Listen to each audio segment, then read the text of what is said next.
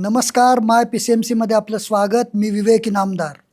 पिंपरी चिंचवड महापालिकेच्या निवडणुकीचा निकाल काल जाहीर झाला. अपेक्षेप्रमाणे भारतीय जनता पक्षाने पुन्हा सत्ता काबीज करण्यात यश मिळवलं आहे. ह्या निवडणूक निकालासंदर्भात चर्चा करण्यासाठी, निवडणूक निकालाचं विश्लेषण करण्यासाठी आज आपल्या स्टुडिओमध्ये दोन ज्येष्ठ पत्रकार आले आहेत. इथल्या दैनिक पुढारीचे आवृत्ती प्रमुख किरण जोशी, जे मराठी पत्रकार संघाचे प्रदेशाध्यक्ष पण आहेत, आणि दुसरे आमचे जुने मित्र बाळासाहेब ढसाळ. किरणजी, पहिला प्रश्न तुम्हाला आहे की जो निकाल काल जाहीर झाला आणि भाजपच्या जागा वाढल्या, हे तुम्हाला अपेक्षित होतं का भाजपच्या जागा वाढतील? हे नाही, मुळात आपण गेल्या निवडणुकीच्या तुलनेमध्ये ज्या पद्धतीनं प्रचाराची रणनीती राष्ट्रवादी काँग्रेस पक्षाने जी आखलेली होती आणि गेल्या एक तर खूप गॅप पडलेला आहे इलेक्शनला. 9 वर्षांचा गॅप होता की ज्यामध्ये 3 वर्ष प्रशासकीय राजवट होती. त्यामुळं सगळेच मध्ये जी राज्याची कॅल्क्युलेशन जी बदलली त्याचप्रमाणे स्थानिक कॅल्क्युलेशन बदलत गेली. आणि हे कॅल्क्युलेशन बदलत असताना अजित पवारांनी थेट मैत्रीपूर्ण लढत म्हणून भाजप आणि राष्ट्रवादी या वेगळ्या लढल्या. मुख्यमंत्र्यांनी पुण्यामध्ये जेव्हा पहिली प्रेस कॉन्फरन्स घेतली तेव्हा मुख्यमंत्री देवेंद्र फडणवीसांनी स्पष्ट केलेलं होतं की तिसऱ्याचा लाभ होता कामा नये, यासाठी म्हणून आम्ही वेगळे लढत आहोत आणि स्थानिक कार्यकर्त्यांची आणि स्थानिक नेत्यांची ती मागणी आहे. त्यामुळं आम्ही जरी वेगळं लढत असलो तरी मैत्रीपूर्ण लढत आहे असं सुतोवाच त्यांनी केलं होतं. त्यानंतर ते मैत्रीपूर्ण लढत प्रत्यक्षात नाही राहिली. याचं कारण मैत्रीपूर्ण राहू शकली असती, कारण स्थानिक कॅल्क्युलेशननुसार एकत्र लढणं दोन्ही पक्षांना शक्य नव्हतं. त्यामुळं मैत्रीपूर्ण लढत जी राज्यात काही ठिकाणी आपल्याला बघायला मिळाली ती पिंपरी चिंचवडमध्ये शक्य होती. पण शरद पवार गटाच्या राष्ट्रवादी काँग्रेसला जेव्हा अजित पवारांनी सोबत घेतलं त्यावेळेला ती कॅल्क्युलेशन पुन्हा बदलली. त्याच्यानंतर ज्या पद्धतीनं अजित पवारांनी पिंपरी चिंचवड आणि पुण्यामध्ये ज्या पद्धतीनं भ्रष्टाचाराचा मुद्दा पुढे करून टीकेची जोड उठवली भाजपवरती, तेव्हा मात्र दोन्ही पक्षांमध्ये, स्थानिक नेत्यांमध्ये एक प्रकारची माहिती युद्ध म्हणजे राजकीय युद्ध सुरू झालं. त्याच्यामध्ये जरी स्थानिक भाजपच्या नेत्यांनी आक्रमक भूमिका घेतली नाही, पण भाजपचे जे वरिष्ठ नेते आहेत त्यांना मात्र इथे येऊन अजित पवारांवर टीका करणं क्रमप्राप्त ठरलं. अजित पवारांचा रोख होता, भ्रष्टाचाराचा मुद्दा होता आणि त्यांनी थेट जे काही महिन्यांपासून किंवा काही वर्षांपासून आमदार महेश लांडगे भाजपचे आणि अजित पवार यांच्यामध्ये जे सुप्त वार होतं ते उघडपणे या इलेक्शनच्या निमित्तानं, महापालिकेच्या निमित्तानं बाहेर आलं. आणि अजित पवारांनी थेट आमदार महेश लांडगेंवर टीका केल्यानंतर एकेरी भाषेमध्ये आमदार महेश लांडगेंनी ज्या पद्धतीनं प्रत्युत्तर दिलं आणि तिथं ही इलेक्शन एका वेगळ्या म्हणजे वेगळा एक त्याला हे स्वरूप प्राप्त झालं. आणि मग दोघांच्याही प्रतिष्ठेची ती इलेक्शन बनली. म्हणजे भाजपची तर होती, कारण भाजपनं ज्या पद्धतीनं मागच्या वेळेला 2017 साली कथित मूर्ती घोटाळ्याचा मुद्दा पुढे करून राष्ट्रवादीची सत्ता नेस्तनाबूत केलेली होती आणि एनी हाऊ आपल्याला आता ही सत्ता आपल्याकडेच ठेवायची आहे या अर्थानं भाजप उतरलेली होती. थोड्या अगोदर म्हणजे जेव्हा इलेक्शन लागायच्या अगोदरच भाजपनं 18 विद्यमान नगरसेवकांना आपल्या कंपूत घेतलेलं होतं आणि त्याच ठिकाणी राष्ट्रवादी कमकुवत झाली अशा पद्धतीनं. आणि भाजप एक वन वे महापालिकेमध्ये सत्ता काबीज करणार अशा पद्धतीची परिस्थिती निर्माण झाल्यानंतर राष्ट्रवादीने अजित पवारांनी ज्या पद्धतीने, आणि आपण वारंवार पत्रकार विचारत होते की आत्तापर्यंत किंवा आत्तासुद्धा राष्ट्रवादीचे तुमचे स्थानिक नेते काहीच बोलत नसताना तुम्हाला यावं लागत आहे, तर अजित पवारांनी मान्य केलं की हो, त्यांच्याकडनं ते झालेलं नाही हे मी कबूल करतो, पण मी आता आलेलो आहे आणि मी कारभारी म्हणून काम बघणार आहे आणि तुम्ही माझ्याकडे बघून मतदान करा. हे केल्यानंतर मगाशी मी तुम्हाला म्हटलं तसं आमदार महेश लांडगे आणि अजित पवार असं थेट हे युद्ध, राजकीय युद्ध सुरू झालं. आणि त्यांच्या या दोघांमध्ये जी काय टीका टिप्पणी आणि आरोप प्रत्यारोप झाले तर संपूर्ण राज्याचं लक्ष हे पिंपरी चिंचवड महापालिकेकडं लागून राहिलेलं होतं. त्यामुळं या निकालाकडं फक्त पिंपरी नव्हे, पुणे नव्हे, तर संपूर्ण महाराष्ट्राचं लक्ष लागून राहिलेलं होतं. आणि दादा विरुद्ध दादा अशा पद्धतीनं या एकूणच इलेक्शनकडे पाहिलं गेलं आणि ती लढाई भाजपनं आणि त्या अर्थानं महेश लांडगे यांनी जिंकली, अशा पद्धतीचं एक वातावरण आता निर्माण झालेलं आहे. बाळासाहेब, तुम्ही कसं बघताय निकालाकडे? मुळात मला आठवतं आहे 2017 साली त्यावेळी भाजपचे अध्यक्ष लक्ष्मण जगताप होते, आमदार लक्ष्मण जगताप.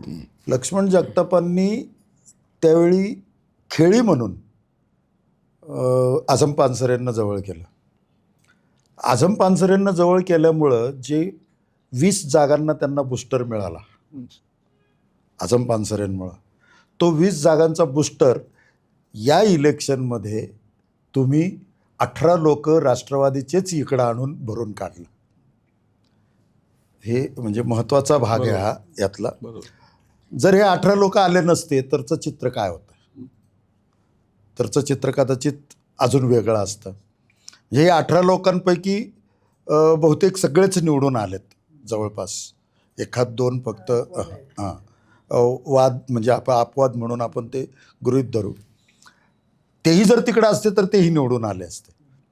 अजून 2-3 सीटही वाढल्या असत्या राष्ट्रवादीच्या. हा 17चा आणि आत्ताचा जो पॅटर्न तयार झाला, आपल्याकडं जे कमी आहे ते कसं भरून काढायचं हे इथल्या भाजपच्या स्थानिक नेत्यांनी आणि त्यांना कव्हरअप करणाऱ्या वरच्या नेत्यांनी क्लिअर ठेवलं. त्याच्यामुळं खरं म्हणजे हा विजय जनतेचा आहे का? तर मी अगोदरपासून सांगत आलो आहे की या शहरामध्ये पक्षाचे वोटर्स नाहीत. या शहरामध्ये मॅक्झिमम वोटर हे वैयक्तिक लोकांचे आहेत. म्हणजे तुम्हाला लक्ष्मण जगतापांचा वोटर भेटेल, महेश लांडगेंचा वोटर भेटेल, भाजपचा वोटर फार कमी आहे.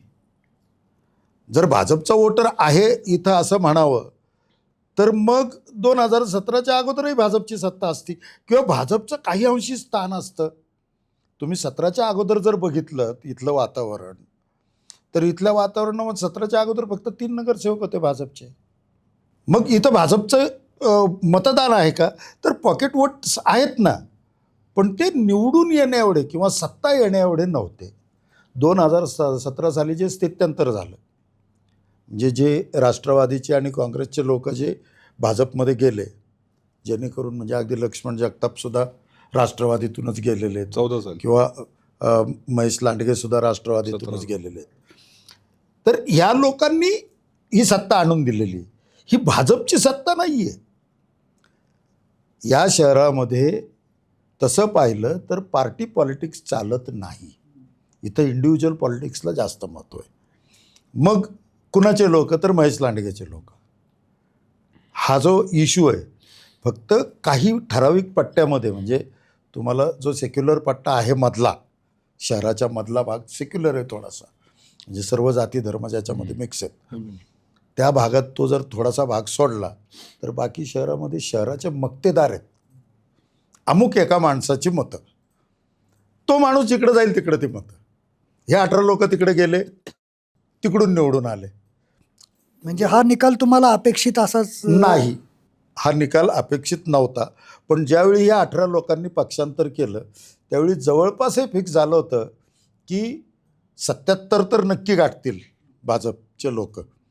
कारण तो जो लॅकुना होता 21 सीटांचा, तो 21 सीटांचा लॅकुना भरून निघतोय हे दिसल्यानंतर, म्हणजे त्याच्या अगोदर असं दृश्य होतं की 50-50 होतील साधारणपणे आणि बाकीचे काही लोक निवडून येतील असा एक अंदाज होता.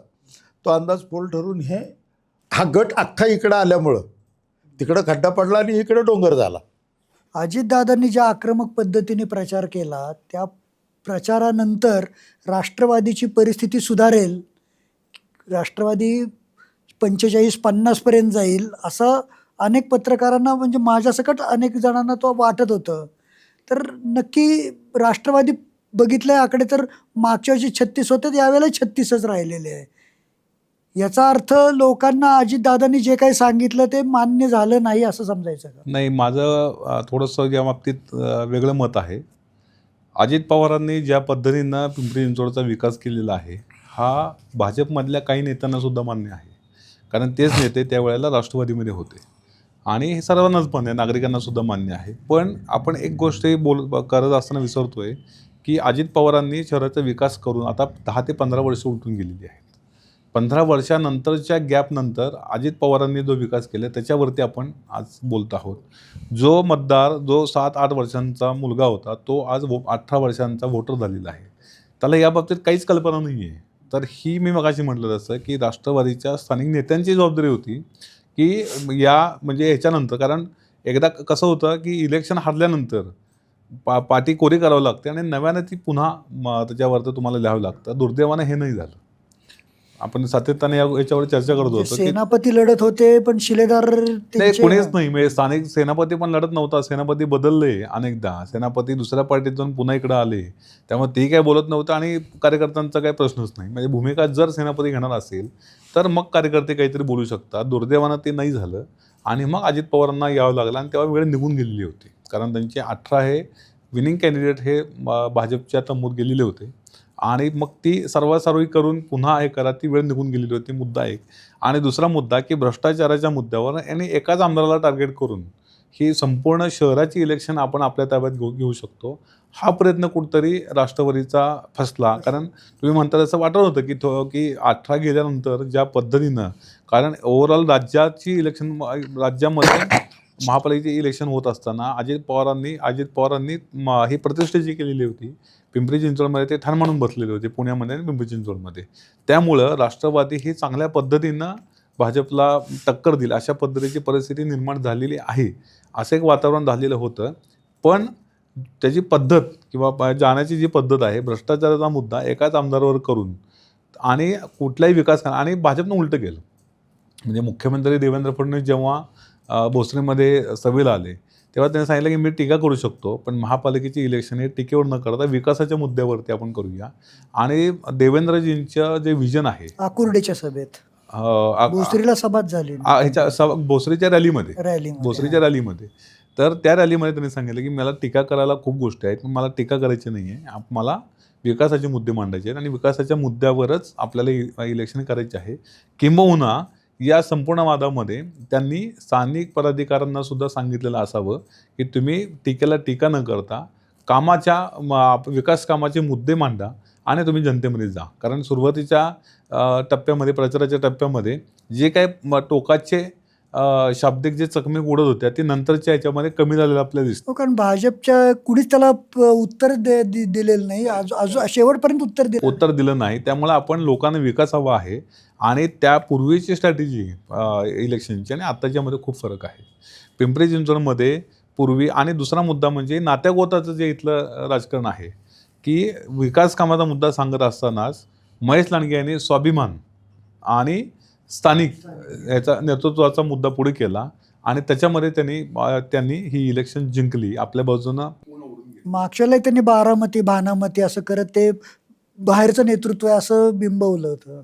ते बिंबवलं होतं. पण आता स्थानिक, कारण नात्या गोत्यांचं इतर जे राजकारण आहे हे आपल्याला पॅनलमध्ये पण दिसून आलं की मी अ म्हणून उभारतो, समोरच्या विरोधक हा ब म्हणून उभारेल आणि आपण दोघांनी म्हणून साठलोटा करून आपल्याला जिंकून यायचं आहे.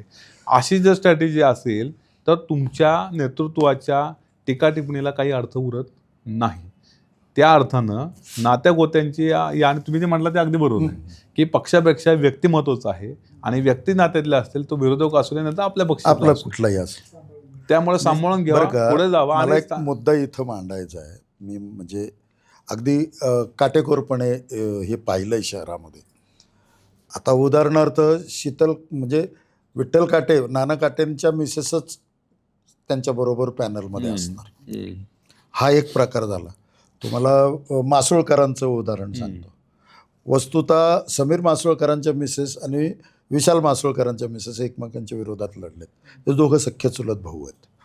म्हणजे पडणाराही मीच असावा आणि निवडून येणाराही मीच असावा, हा सत्ता घरात राहिली पाहिजे. ही जी भावना आहे या शहरामध्ये, पुन्हा मी एकदा तुम्हाला सांगतोय की इथं 100% व्यक्ती सदृश किंवा व्यक्तिधिष्ठित राजकारण चालतं, पक्षाधिष्ठित राजकारण चालत नाही. हा एक भाग.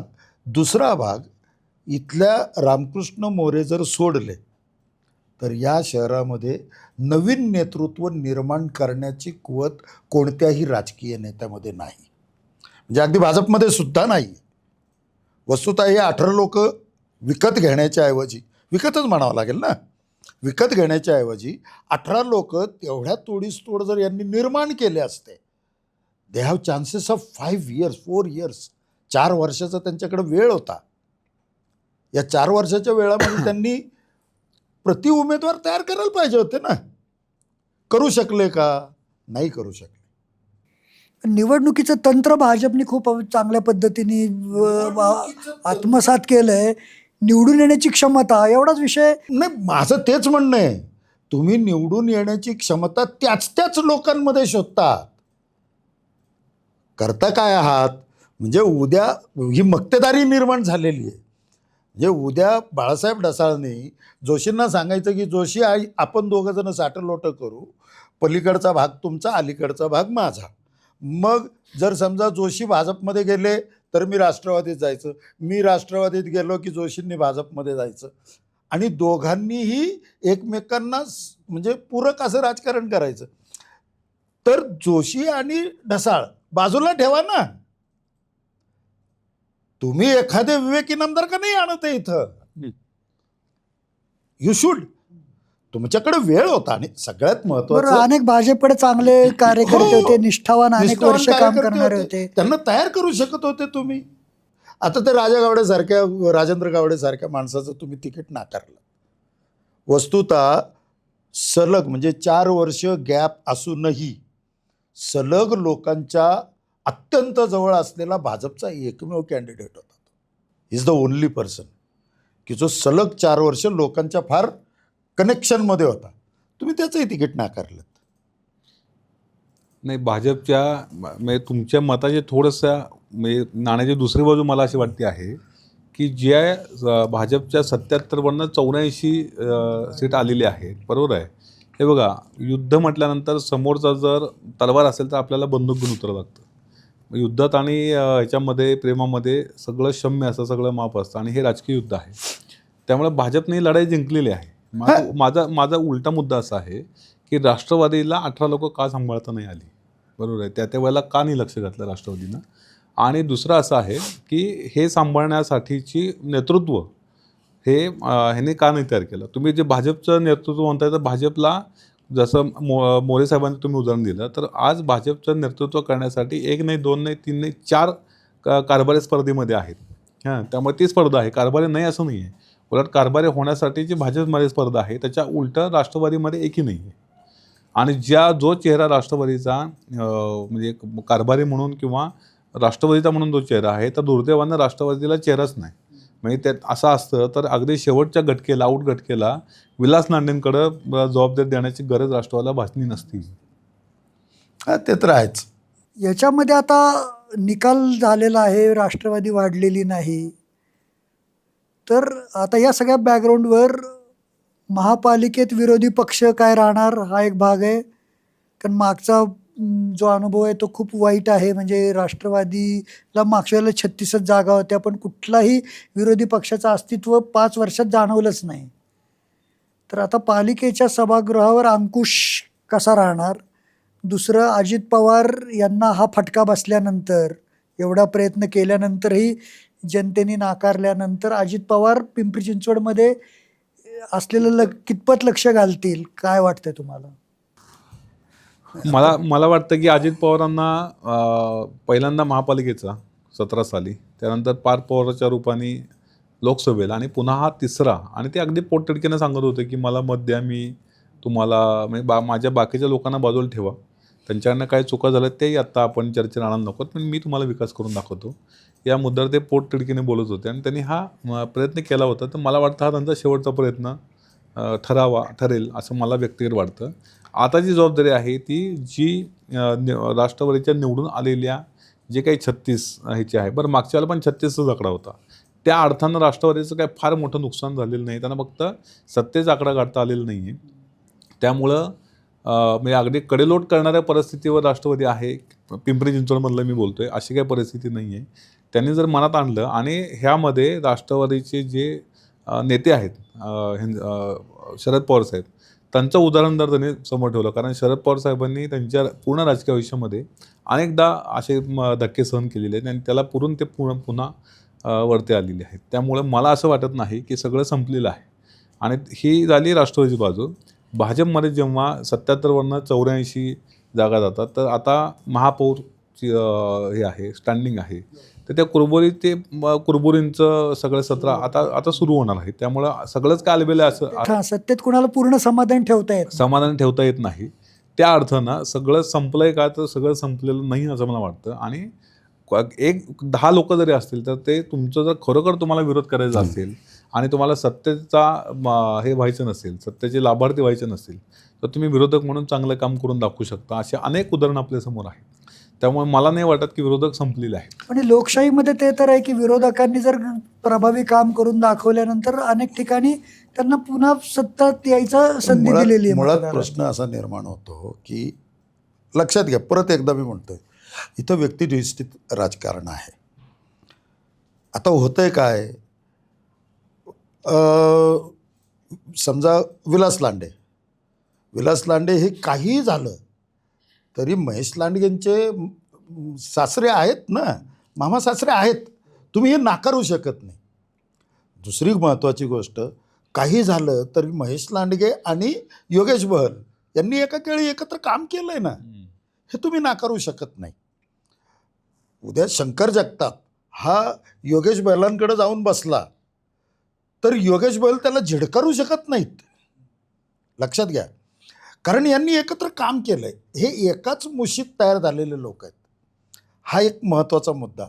दुसरा महत्त्वाचा मुद्दा याच्यात असा आहे की आपण 17च्या वेळी पाहिलं, यांनी कोणत्याही परिस्थितीत कुठंही आपला विरोधी पक्ष म्हणून काहीतरी ठसा उमटवण्यात राष्ट्रवादी 100% अपयशी ठरलेली. आणि तीच आत्ता लोक आहेत. लोक बदललेली नाहीत, पुढारी बदललेले नाहीत, पुढारी तेच आहेत, तेच योगेश बहल आत्ता आहेत, दुसरं वेगळं कुणी नाही आहे. मग आता काय करू शकणार आहेत? प्रश्न हा निर्माण होतो की तुम्हाला विरोधी पक्ष नेता म्हणून किंवा विरोधी पक्ष म्हणून कसं ॲक्ट करायचं हे ठरवावं लागेल. अजितदादा पण बऱ्याच वेळा म्हणतात स्वतः की आम्हाला विरोधात काम करायची सवयच नाहीये, हे स्वतः कबूल करतात ते. नाही, म्हणूनच तुम्ही जेव्हा विरोधकांचा मुद्दा करता तेव्हा सत्ताधाऱ्यांची पण जबाबदारी आहे की तुमच्यावरती पिंपरी चिंचवडकरांनी प्रचंड मोठा विश्वास आणि दाखवलेला आहे अशा वातावरणामध्ये की तुमच्यावर तुटून पडत असताना सुद्धा आम्ही तुम्हाला 5 ते 6 जागा जास्त दिलेल्या आहेत. तर आमदार महेश लांडगेंनी अतिशय भावनिक आवाहन केलं होतं की स्वाभिमान आहे, पिंपरी चिंचवडचा स्वाभिमानाला कुठं ठेच पोचता कामा नये. त्या अर्थानं आता भाजपची सुद्धा जबाबदारी आहे. आणि दुसरी गोष्ट म्हणजे देवेंद्र फडणवीस मुख्यमंत्री जेव्हा पिंपरी चिंचवडमध्ये आले होते तर त्यांनी एक विश्वास दिलेला होता आणि त्यांच्याकडे बघून सुद्धा म्हणजे महेश लांडगे आणि देवेंद्र फडणवीस या आणि शंकर जगतापांचं सुद्धा चिंचवडमध्ये ज्या पद्धतीने त्यांचं काम सुरू आहे, तर या सगळ्या एकूणच भाजपच्या विजनरी दृष्टीकडे बघून लोकांनी आपल्याला विश्वास टाकलेला आहे. पिंपरी चिंचवडमध्ये मेट्रो आलेली आहे, पिंपरी चिंचवडमध्ये चांगले रस्ते अजूनही आहेत. आणि मी कायम सांगत असतो की पुणे हे आता हाताबाहेर गेलेलं शहर होत आहे. एकूण बकाल परिस्थिती, जी वाहतूक असेल, नियंत्रित बांधकामं असतील, पाण्याचा विषय असेल, तर त्या दृष्टीनं पिंपरी चिंचवडची वाटचाल होऊ नये. आणि प्राधिकरण असेल, आपल्या PMRD असेल, महापालिका असेल, या सर्व एजन्सीज, इथल्या पाण्याचा प्रश्न गंभीर आहे, ट्रॅफिकचा प्रश्न, हिंजवडीचा प्रश्न गंभीर आहे, त्याचबरोबर प्राधिकरणाची काही समस्या आहे. यावरती जर भाजपनं सुरुवातीच्याच काळामध्ये फोकस करून ते प्रश्न सोडवले तर मला वाटतं की ज्या पद्धतीनं अनेक टर्म्स राष्ट्रवादीनंच इथं सत्ता केलेली आहे, तर भाजपची वाटचाल पुढं सुकर होऊ शकते. मुळात प्रश्न असा आहे की पारंपरिक म्हणजे गेले कित्येक वर्ष असलेले प्रश्न या शहरात आहेत, जे कधीच मिटलेले नाहीत. शहर वाढतंय, प्रश्न तसेच राहतात. म्हणजे तुम्ही कितीही सुधारणा केल्यात तरी शहर इतक्या झपाट्याने वाढतंय की त्या अपुऱ्याच पडणार आहेत. मग विजनरी प्लॅनिंग करणं, तुम्हाला 50 वर्षानंतरचा 40 वर्षानंतरची ग्रोथ लक्षात ठेवून प्लॅनिंग करणं, हे खरं म्हणजे या शहराची गरज आहे. आता उदाहरणच द्यायचं झालं तर आपल्याकडं पाण्याचा तुटवडा आहे, दिवसाआड पाणी आपण वापरतो आहोत. मी या शहरात राहताना विचार करतो, एक सगळ्यात महत्त्वाची म्हणजे जमेची बाजू या शहरातली, की या शहरात विकासाला जागा आहे, अजून स्कोप आहे. स्कोप आहे. हो, तुम्ही करू शकता, यू कॅन चेंज इट. तुम्ही हे सगळं शहर परत एकदा नव्याने बदलू शकता. तेवढा स्पॅन आहे तुमच्याकडं. तो स्पॅन वापरायचा कसा हे ठरवणारे विजनरी लोक आता कितपत BJP एक्सेप्ट करते हे बघावं लागेल, सगळ्यात महत्त्वाचं. आणि ह्या विजनरी लोकांचं ते कितपत ऐकतात. कारण या शहरामध्ये आत्तापर्यंत, विवेकजी तुम्हाला सांगतो, लोकांसाठी कामं फार कमी निघालेली आहेत. म्हणजे या शहराचा जो काही विकास झाला आहे तो एखाद्या विशिष्ट व्यक्तीच्या डोक्यातून निर्माण झालेला विकास आहे. शहरासाठीचा म्हणून विकास इथं फार कमी झाला आहे. इथं बऱ्याच वेळा पुन्हा एकदा आपण त्या मूळ प्रश्नांकडे इथले येतो. बऱ्याच वेळा इथं ठेकेदारांसाठी कामं काढली जातात. हा प्रॉब्लेम आहे या शहराचा आणि फार मोठा प्रॉब्लेम आहे. ठेकेदार कोणतरी दृष्टीसमोर ठेवला जातो आणि मग त्याच्यासाठी त्याला योग्य असं काहीतरी काम सुचवलं जातं कुठल्या तरी राजकीय पुढाऱ्याकडून. मे बी ते राष्ट्रवादीचे असतील, मे बी ते BJPचे असतील, और वॉट एव्हर इट इज. माझं असं म्हणणं आहे की एकाच थैलीचे चट्टेपट्टे आहेत सगळे. लेबल फक्त बदलतं. लेबल बदललेली आहेत यांची. हे एकाच म्हणजे थैलीतले आहेत. त्यामुळं हे सगळ्यांनी आत्तापर्यंत काय केलं आहे, यांच्या कोणासाठी तरी विकास केला आहे. जनतेसाठी विकास किती हा एक मोठा प्रश्न आहे. तुम्हाला अगदी उदाहरणच द्यायचं झालं तर तुमच्या स्ट्रीटचं देता येईल. म्हणजे आता जे स्मार्ट स्ट्रीट नावाचा प्रकार आहे, त्या स्मार्ट स्ट्रीटमध्ये तुम्हाला आश्चर्य वाटेल, रस्त्याच्या कडेपासून म्हणजे पलीकडच्या कडेपासून फुटपाथ, वॉकिंग झोन वगैरे सगळं मिळून हा रस्त्यापेक्षा जास्त आहे दोन्ही बाजूला आणि मधला रस्ता कमी आहे. गरज काय आहे, रस्ता मोठा असला पाहिजे. आपल्याकडे वाहतूक जास्त आहे, लोक सतत वाढत आहेत म्हणजे वाहनं सतत वाढत आहेत. आपल्याकडचं पब्लिक ट्रान्सपोर्ट हे जरी मेट्रो सुरू झालेली असली तरी आपल्याकडचं पब्लिक ट्रान्सपोर्ट हे 10% जास्त लोकांची गरज भागवू शकत नाही. आता या विषयावर आपल्याला पुढेही अनेक वेळा बोलता येईल. आता आपण निवडणुकीच्या संदर्भात बोलूया. निवडणुकीच्या संदर्भातलंच हे बोलणं आहे. नाही, तुम्ही जो प्रश्न केला ना, तर त्याला असं उत्तर आहे की विजनरी नेता हा भाजपमध्ये आहे का नाही त्याची आता कसोटी लागेल. ह्याचं कारण असं आहे की आमदार महेश लांडगेंच्या बोलण्यामध्ये वारंवार येत होतं की शहराची लोकसंख्या वाढणार आहे, विकासाच्या मुद्द्यावरती आम्ही जात आहोत. आणि त्यांच्या बोलण्यात वारंवार येत आहे की 30 लाख 40 लाख 1 कोटीपर्यंत शहराची लोकसंख्या जाईल आणि ते समोर आम्हाला डोळ्यासमोर ठेवून आम्हाला विकास करायचा आहे. बरोबर आहे. आणि महेश लांडगेंचे अनेक विजनरी उपक्रम आहेत. शंकर जगताप चे सुद्धा अनेक त्यांनी ह्याच्यामध्ये अधिवेशनामध्ये त्यांनी मुद्दे मांडलेले आहेत.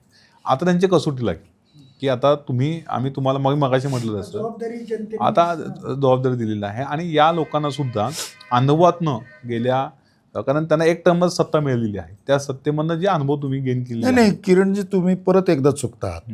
यांना एक टर्म सत्ता नाही मिळालेली, हे गेले 4 टर्म सत्ता भोगतायत. लोक तीच आहेत, भाजप लोक बदललेली नाहीत. भाजपाच्या नाही ठीक आहे ना. भाजप कसं आहे की लोक जरी बदल नसेल तरी लक्ष्मण जगताप होते, महेश लांडगेंकडं त्यावेळेला जबाबदारी वेगळी होती. आता ते त्यांची आता काय म्हणा प्रमोशन झालेलं आहे. त्या अर्थानं त्यांना जे अनुभव त्यांनी गेल्या 5-10 वर्षामध्ये गेन केलेले आहेत, आता त्यांची कसोटी लागणार आहे.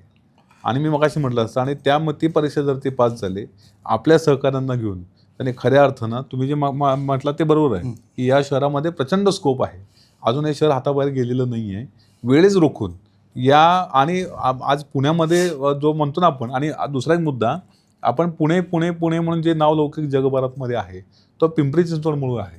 कारण आय टी हब हे पुण्यामध्ये आहे.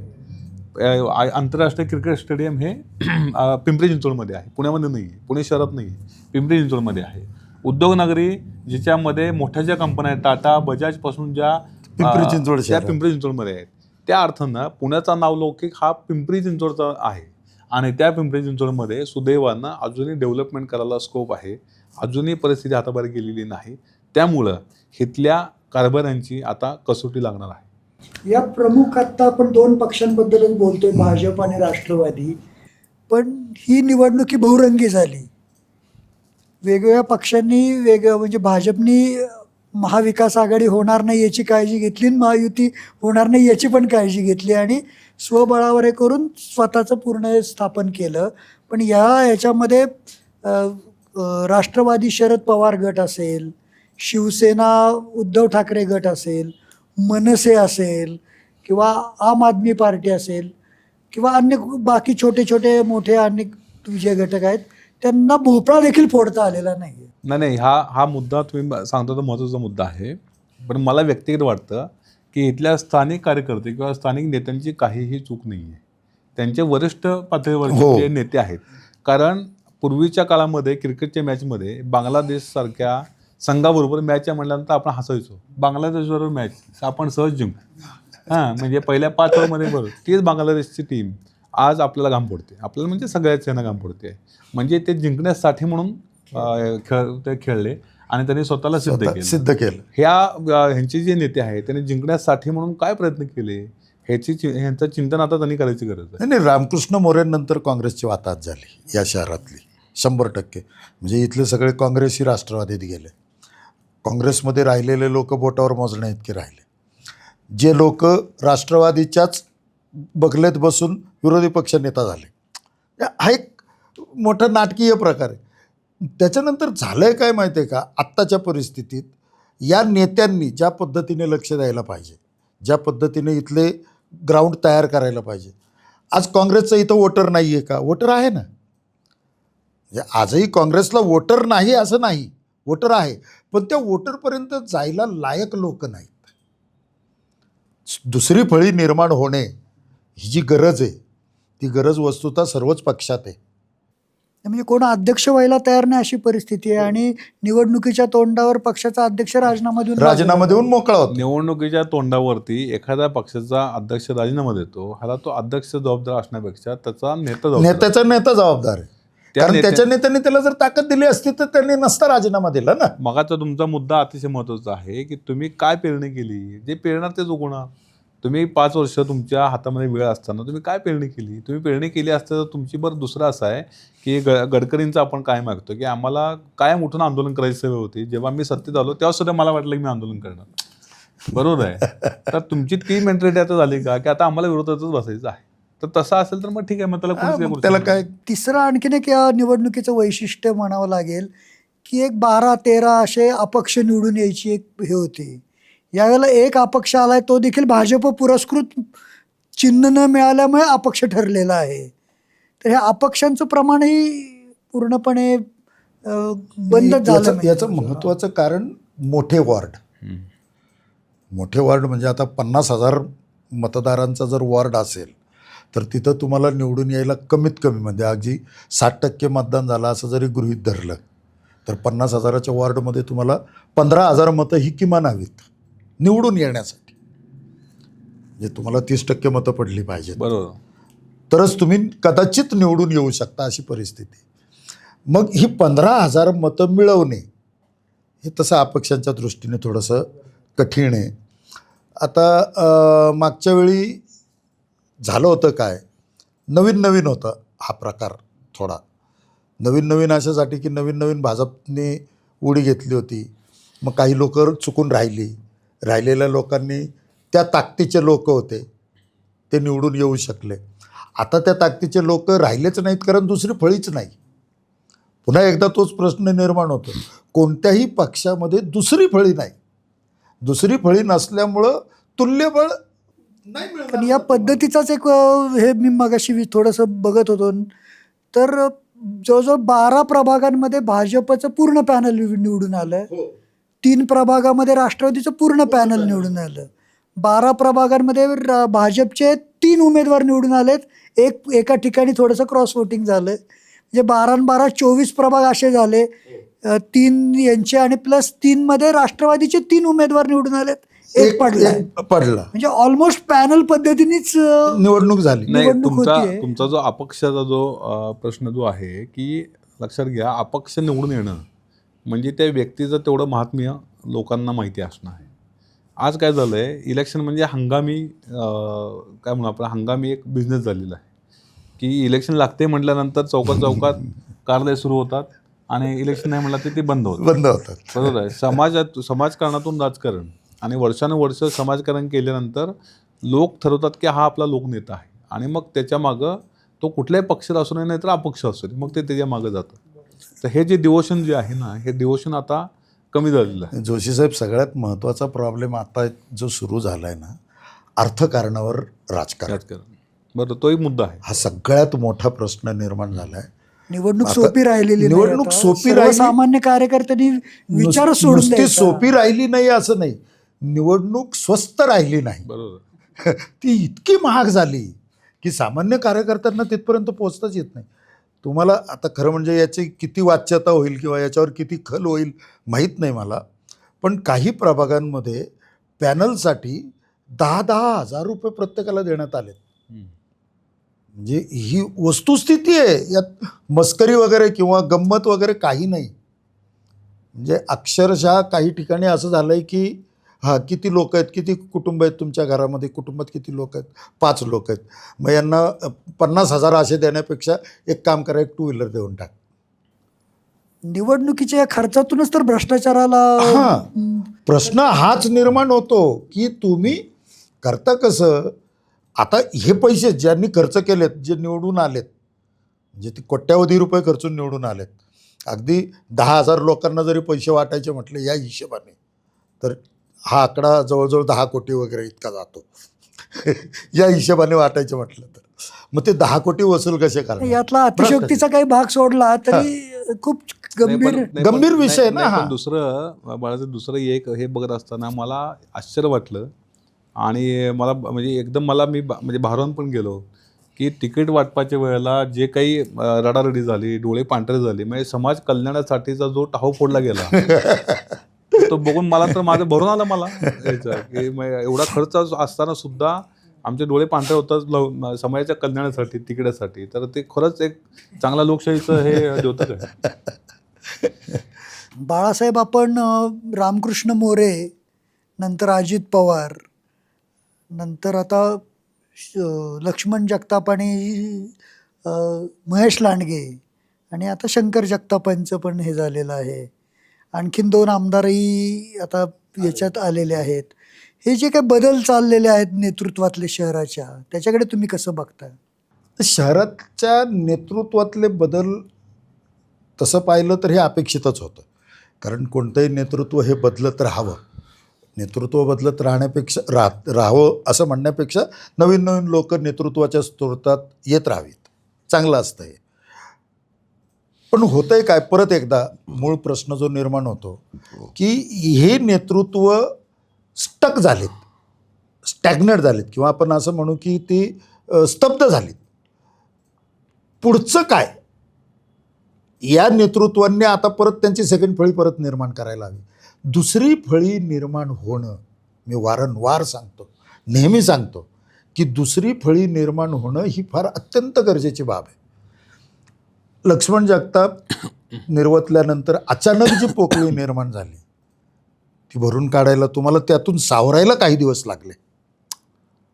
म्हणजे ही जी पोकळी भक्दिशी निर्माण होते ती निर्माण न होता सेकंड फळी जर असती त्यावेळी तयार लगेचच, विश्वासपात्र, सगळ्यात महत्त्वाचा म्हणजे तोच नेत्याला तोच धोका असतो की दुसरी फळी निर्माण केली तो विश्वासपात्र की तो आव्हानच देतो डायरेक्ट. विश्वासपात्र दुसरी फळी असणे. आता हे जर असेल तर मग प्रश्न निर्माण होणार नाहीत, मग कितीही नवीन नेतृत्व आले तरी चालतील. पण सगळ्यात महत्त्वाचा भाग तत्वनिष्ठ, काहीतरी नीती शुद्ध असा जो पूर्वीचा प्रकार होता तो आता राहिलेला राजकारणात नाही, हे अगदी 100%. आता राजकारण हा व्यवसायाचा भाग झाला आहे. तुम्हाला अगदी म्हणजे कॉर्पोरेट स्टाईलने राजकारण सुरू आहे सध्या. We are the service providers, we are giving services, आणि त्या सर्व्हिसेसच्या बदल्यात तुम्ही आम्हाला मतं द्यायची. मग त्या सर्व्हिसेस कशा असू शकतात, तर त्या सर्व्हिसेस इन कॅश असू शकतात, इन काइंड असू शकतात, सुविधांच्या बाबतीत असू शकतात, सुरक्षा. तर आम्ही तुम्हाला ज्या सर्व्हिसेस देतो त्या सर्व्हिसेसच्या अगेन्स्ट तुम्ही आम्हाला मतं द्यायची. इतकं सरळ सरळ व्यावसायिक पद्धतीचं राजकारण आता सध्या सुरू आहे.